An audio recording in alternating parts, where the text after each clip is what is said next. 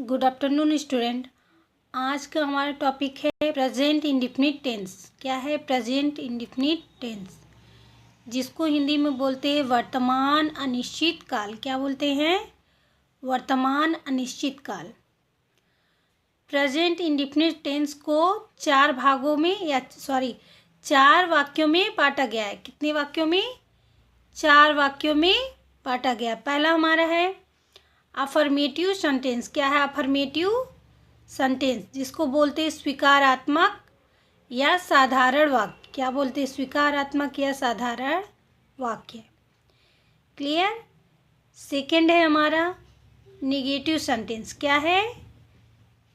Negative sentence, जिसे बोलते हैं नकारात्मक वाक्य। नकारात्मक वाक्य। थर्ड है हमारा इंट्रोगेटिव सेंटेंस। क्या है इंट्रोगेटिव सेंटेंस?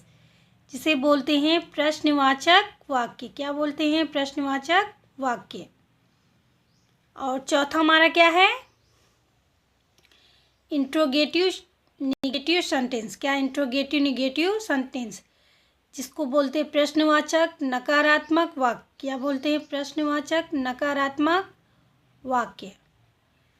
पहला वाक्य देखिए, अफर्मेटिव सेंटेंस। क्या है? अफर्मेटिव सेंटेंस, जिसे हम बोलते हैं स्वीकारात्मक वाक्य। स्वीकारात्मक वाक्य क्या होता है? देखिए आगे, ऐसे वाक्य होते हैं जिसमें कार्य को स्वीकार किया जाता है, उसे स्वीकारात्मक या साधारण वाक्य कहते हैं। क्लियर? बोला है कि अफर्मेटिव सेंटेंस किसे कहते हैं? ऐसे वाक्य होते हैं जिसमें कार्य को स्वीकार किया जाता है या स्वीकारा जाता है कि ये कार्य मैं करूँगा, ये कार्य वो व्यक्ति करता है। ठीक है, उसको स्वीकारात्मक वाक्य कहते हैं या साधारण वाक्य कहते हैं। रूल देख लीजिए। रूल हमारा है सब्जेक्ट प्लस वर्ब की फर्स्ट फॉर्म में यस या ईएस प्लस ऑब्जेक्ट। सब्जेक्ट क्या होता है? कर्ता। कर्ता क्या होता है? जो व्यक्ति कार्य करता है उसे हम सब्जेक्ट कहते हैं या नाउन कहते हैं या कर्ता कहते हैं। ठीक है, हिंदी में उसको कर्ता भी कहते हैं सब्जेक्ट को। प्लस वर्ब की फर्स्ट फॉर्म में यस या ईएस। वर्ब मतलब होता है हमारा क्रिया। वर्ब मतलब क्या होता है? क्रिया। क्रिया क्या होता है? क्रिया किसे कहते हैं? क्रिया उसे कहते हैं जो कार्य को हम करते हैं। जिस कार्य को करते हैं उसको क्या बोलते हैं? क्रिया बोलते हैं। जिस कार्य को करते हैं उसे क्रिया बोलते हैं। जैसे लिखना, पढ़ना, खेलना, कूदना, दौड़ना, हंसना, ये सब हमारी क्या है? क्रिया है। क्या है? क्रिया है।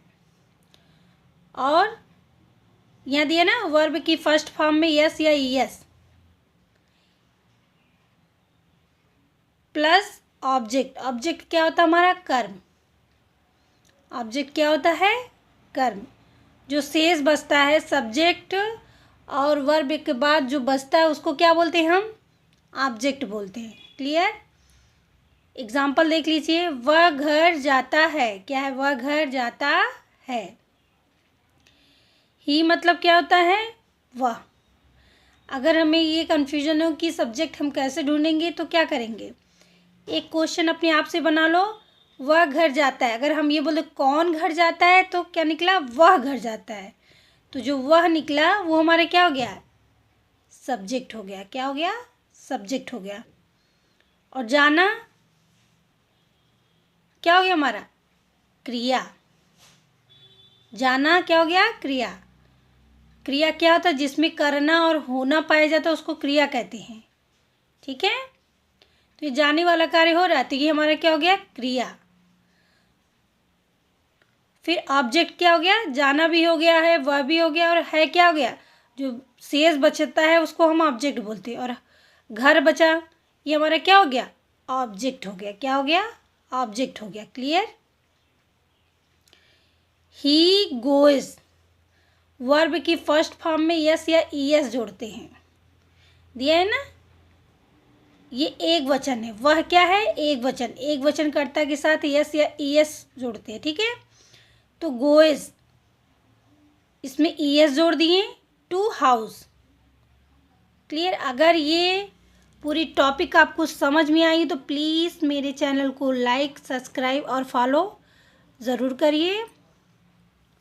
धन्यवाद।